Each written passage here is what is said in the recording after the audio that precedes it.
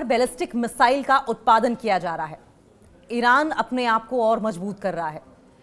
Iran जिस तरीके से पिछले कई महीनों से जंग के मुहाने पर खड़ा है, तब से ईरान ने अपनी शक्तियां मजबूत करनी शुरू कर दी है। इजरायली आर्मी ने नेतन्याहू को चेताया, फिर क्या जंग होने वाली है और इस जंग के लिए क्या ईरान खुद को तैयार कर रहा है।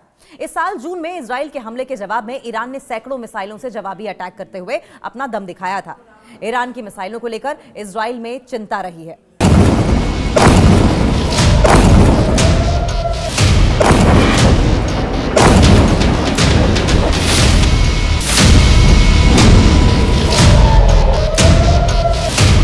इजराइल की आर्मी यानी कि आईडीएफ ने दावा यह किया है कि ईरान ने बड़े पैमाने पर मिसाइल्स का प्रोडक्शन शुरू कर दिया है, मिसाइलों का उत्पादन करना शुरू कर दिया है। आईडीएफ ने देश की संसद में यह बात कही है। इजराइल और ईरान के बीच इस साल जून में 12 दिन का भीषण सैन्य संघर्ष देखने को मिला था। 12 दिन तक लगातार जबरदस्त लड़ाई चलती रही और इस दौरान ईरान की मिसाइल फैसिलिटी को इजराइल ने निशाना भी बनाया था। हालांकि अब इजराइल को लगता है कि ईरान की मिसाइल बनाने की क्षमता पहले जैसी हो गई है। इजरायली आर्मी ने पीएम बेंजामिन नेतन्याहू के नेतृत्व वाली सरकार से इसे चेतावनी की तरह लेने की बात कही है। इजराइल की न्यूज वेबसाइट है वायनेट के मुताबिक आईडीएफ के एक वरिष्ठ अधिकारी ने संसद को यह बताया कि ईरान ने जून के संघर्ष के बाद अपनी बैलिस्टिक मिसाइल उत्पादन की क्षमता को फिर से बढ़ाना शुरू कर दिया है। इजरायली सैन्य अधिकारी की ओर से यह जानकारी ऐसे समय में आई है जब ईरानी नेवी ने फारस की खाड़ी में बड़े पैमाने पर मिलिट्री ड्रिल की है, बड़े पैमाने पर अभ्यास किया है और इस अभ्यास में बैलिस्टिक क्रूज मिसाइलें, ड्रोन भी शामिल किए गए। ईरान ने सार्क देशों के साथ भी बीते हफ्ते सैन्य अभ्यास किया है।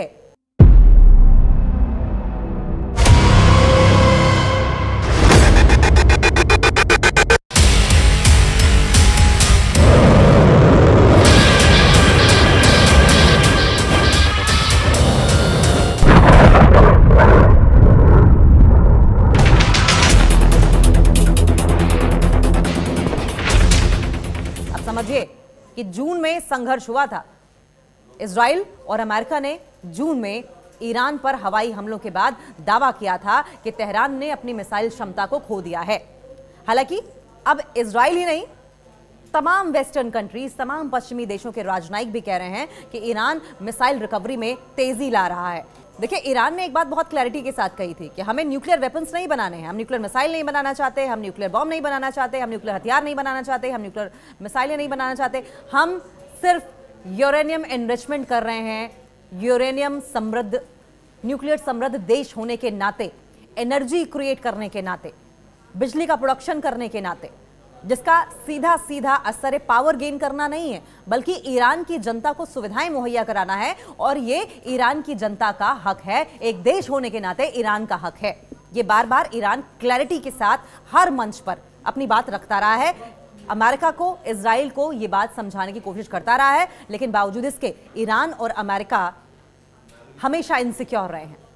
सूत्रों का कहना है कि ईरान पुरानी तकनीकों का इस्तेमाल करते हुए मिसाइल बना रहा है। कई रिपोर्ट्स में तरह तरह के दावे भी किए जा रहे हैं। कई रिपोर्ट्स में दावा किया गया है कि ईरान का परमाणु कार्यक्रम भले ही तेजी से बढ़ा हो, लेकिन बैलिस्टिक मिसाइल क्षमता बहाल करना उसकी प्राथमिकता है। ईरानी मिसाइल इजराइल के साथ भविष्य के किसी भी संघर्ष में अहम होने वाली है, क्योंकि शक तो इस बात पर भी है कि इजराइल अपनी हरकतों से बाज आएगा भी या नहीं आएगा, क्योंकि बावजूद इसके कि सीज फायर का कई देशों के साथ सीज फायर हो चुका है, लेकिन उल्लंघन फिर भी इजराइल की ओर से देखने को मिला है। क्या यही वजह है कि ईरान अब अपने आप को मजबूत कर रहा है? ईरान से टकराव के अंदेशे को देखते हुए आईडीएफ और बेंजामिन नेतन्याहू की सरकार में इस वक्त चिंता है। ईरान से डरी हुई है इजरायली सेना, बेंजामिन नेतन्याहू डरे हुए हैं। इजराइल ईरान तनाव, अगर हम इजराइल और ईरान के बीच बीते कई दशकों से जिस तरीके से मतभेद रहे हैं, जिस तरीके से तनाव रहे हैं, दोनों देशों में पर्दे के पीछे से लड़ाई का लंबा इतिहास रहा है और इस साल प्रॉक्सी वॉर से आगे निकलते हुए, पहले सिर्फ प्रॉक्सी वार हुआ करती थी, छुप छुप कर लड़ाइयां हुआ करती थी, पर्दे के पीछे से एक दूसरे पर अटैक होते थे, रिटेलिएशन होती थी, लेकिन अब ये प्रॉक्सी वॉर का जो फेज था, ये चरण पीछे छोड़ दिया दोनों देशों ने और प्रॉक्सी वॉर से आगे निकलते हुए इजराइल ईरान में सीधा सैन्य संघर्ष हुआ, सीधी सीधी लड़ाई हुई। ईरान और इजराइल के बीच जून में 12 दिन का भीषण युद्ध देखने को मिला था और जून में हुई संघर्ष में दोनों ही पक्षों को बड़ी तादाद में जान माल का नुकसान उठाना पड़ा। दोनों देशों ने एक दूसरे के क्षेत्रों पर बड़े पैमाने पर अटैक किए। इजराइल ने हवाई हमले किए तो जवाब में ईरान ने भी सैकड़ों मिसाइलें दाग दी। दोनों पक्षों में 24 जून को सीज फायर हुआ, लेकिन तनाव अब भी बरकरार है।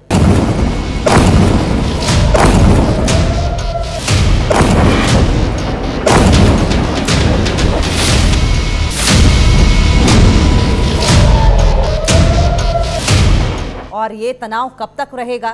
क्या ये तनाव आगे चलकर और भीषण जंग में तब्दील हो जाएगा? ये बहुत बड़ा अंदेशा है जो तमाम देशों की ओर से और खासकर ईरान और इजराइल भी जता रहे हैं।